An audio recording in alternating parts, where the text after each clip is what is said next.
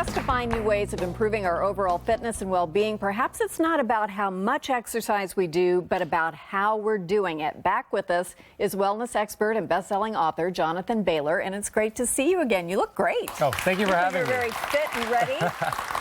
So we hear about core strengthening, which is kind of like, just imagine if you had a corset of muscles, right, around your middle. Why is that so important?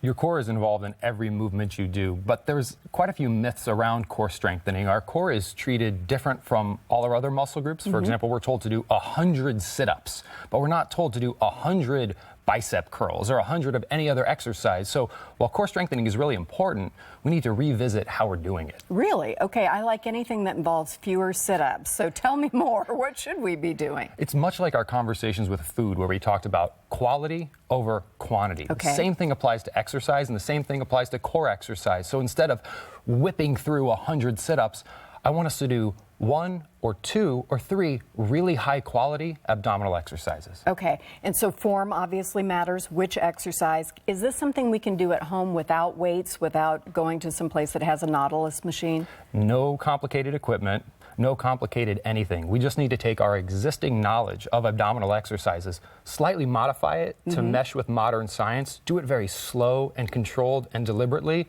you can do it anywhere in the world. And if I understand this correctly, the core muscles are what gives us a lot of athletic power, and as we get older, keeps our mobility and balance. So it's important from 0 to whatever. It's important from when we start life to when we end life. It's core to all your movements. It's why they're called your core muscles. And it's really empowering once we learn these new approaches to these exercises, because a lot of people are just done with sit-ups. And you know what? I say amen. Okay. Let's be done with sit-ups. I am so done with sit-ups. So, Jonathan, if you would, hit the mat over there. All we right. have some volunteers, Les, Michelle, and Judy. Thank you very much.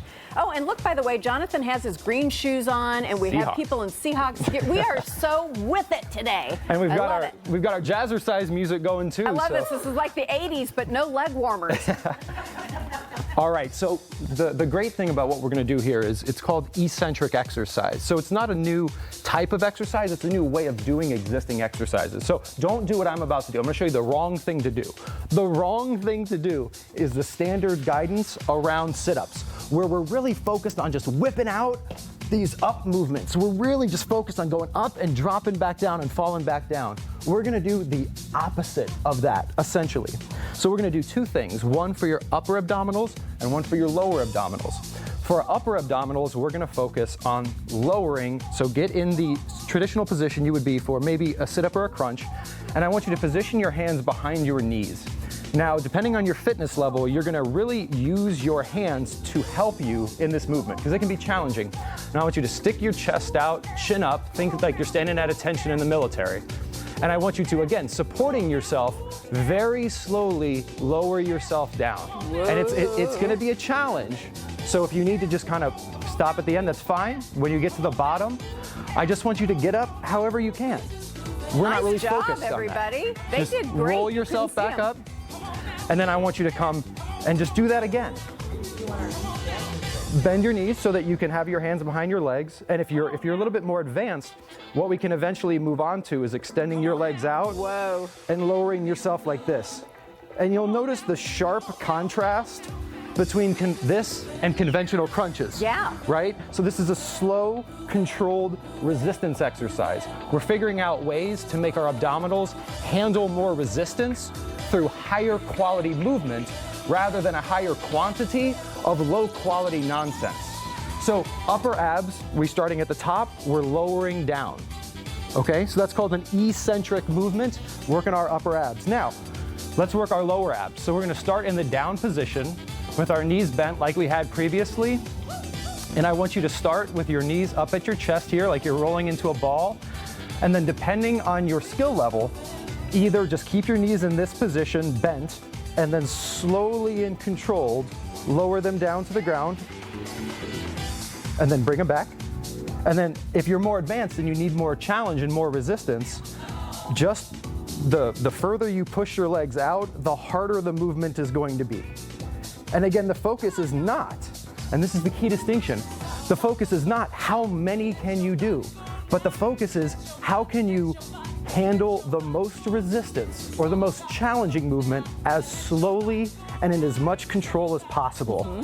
And what you'll find, and nod your head if this is true, in the 10 seconds that we've been doing this, I'm betting you're feeling it in your abs like you would, if not more, than after 100 sit-ups.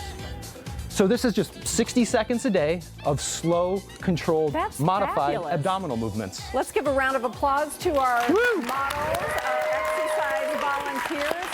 Jonathan, thank you very much. We'll post this segment and your advice, but just make sure that we're slow. We do it, what, every day? Every day or as you feel. This is going to be a little bit more strenuous than most people are used to because you're really taxing your abdominal muscle fibers in a way that they've never been worked before. Because most of us are just used to whipping these out. Yes. We're actually going to activate an entirely different type of muscle fiber when we do these types of movements. It's called our type 2 muscle fibers. And what's really exciting about this is these are the muscle fibers that are really responsible for strength. So I hope I have some of those. You do, and you can strengthen them. I'm hoping they're there. And that looks like it's easier on your neck than the traditional sit-up as well. It's easier on your neck, and it's really easy for anyone at any skill level to do because there's ways to do it as a beginner, as an intermediate, or as an advanced individual. That go okay? For all of you guys did great. Thank you. Thank you very much. We'll have a link to Jonathan's website right after the show, and you can check out more of his exercises.